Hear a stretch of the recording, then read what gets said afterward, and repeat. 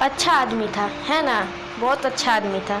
ये बात तुमने कह दी यकीन से या अंदाजे पर? अब कुछ ना कुछ तो कहना बनता है ना। उसके जनाजे पर नहीं कहते तो जमाने को तुम्हारी अच्छाई पर शक हो जाता।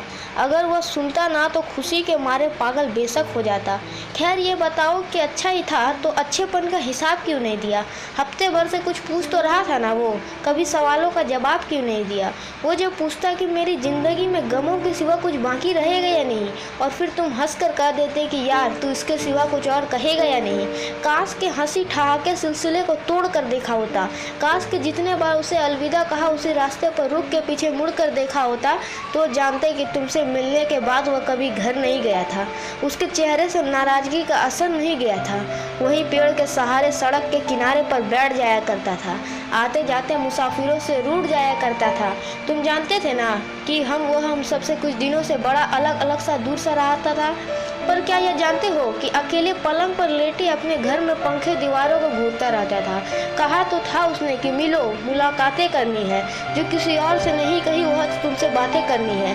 और तुम ऐसे में ज़िंदगी कैसी जीनी चाहिए, ऐसे बातें फर्जी भेजकर, दो चार चुटकुलों के साथ हंसी वाला इमोजी भेजकर तुम्हें लगता था कि वह समझ जाएगा।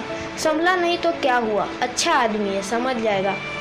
पर वह तुम्हारी चीज़ों को पढ़कर सोचता था कि एक मेरे पास ही हंसने की हसरत क्यों नहीं है। इस ज़िंदगी में मेरे सिवा ही किसी को मेरी ज़रूरत क्यों नहीं है। ज़रूरत है, काश कि उसे एहसास दिला दिया होता, काश कि उसे एहसास दिला दिया होता, बिना वजह गले लगाकर पास बैठा लिया होता। काश के जानते कि हर रोज़ वह जानबूझकर बिना कुछ खाए बेहोश कैसे हो जाता है। काश कि समझते कि बोलते बोलते खामोश कैसे हो जाता है। काश कि उसके लिए ही उससे लड़ लिया होता, उसके घर की दीवारों से ज़्यादा उसकी डायरी को पढ़ लिया होता तो जानते कि उसकी आंखों में कोई सपना नहीं था। उसके अपने बहुत थे पर कोई उसका अपना नहीं था। काश कि हम में से कोई तो उसके घर पर वक्त पर पहुंच जाता तो उसने उस दवाई की शीशी को खोलने से पहले तो सोचा होता। काश, कहते हैं रिश्ते बांधते हैं ना, तो उसके घर में जंजीर मौजूद थी। जिस मेज पर दवाई की शीशी थी वहीं माँ पापा की तस्वीर मौजूद थी। पर उस वक्त उसका कोई अपना उसके पास नहीं था। दिल का हर एक दोस्त था तो सही, पर दिल के खास नहीं था। इस बार उसने ज़िंदगी का रास्ता मौत के जानिब समझा। इस बार उसने चले जाना ही मुनासिब समझा। जाते जाते ज़िंदगी से सीखता गया।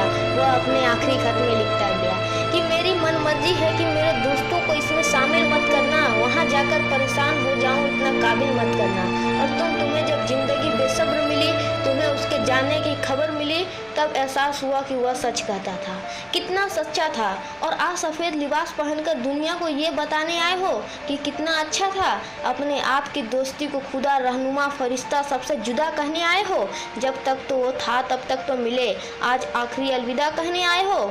खैर, जब वक्त के पत्तों से लम्हों को धूल हटाओगे, जब उसके कब्र पर फूल चढ़ाने जाओगे तो थोड़ी सी बेअदब सी अजब की लेकिन नाराज आएगी। उसकी आखिरी मिट्टी से वो एक आखिरी आवाज़ आएगी।